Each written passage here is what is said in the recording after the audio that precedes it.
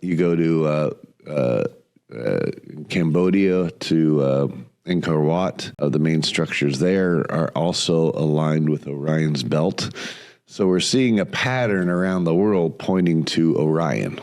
Now, let me ask you this, because obviously constellations change over time. They're not aligned with Orion's belt now.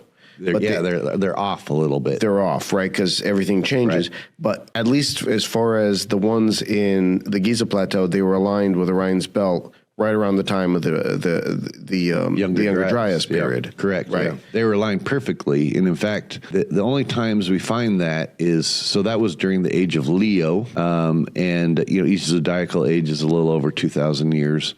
So they were aligned during the age of Leo, which is, of course, at that time, Leo would have been on the horizon on the east, if you faced east, and where the Sphinx is looking.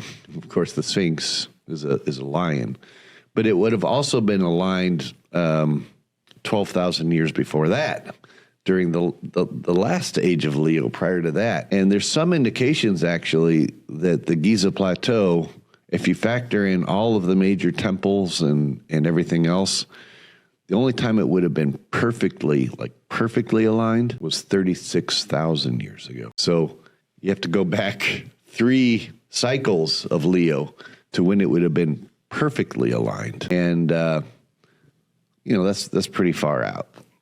Now, are we positing on some level that, and I love this word positing, you started me on this and now I'm just going to use it.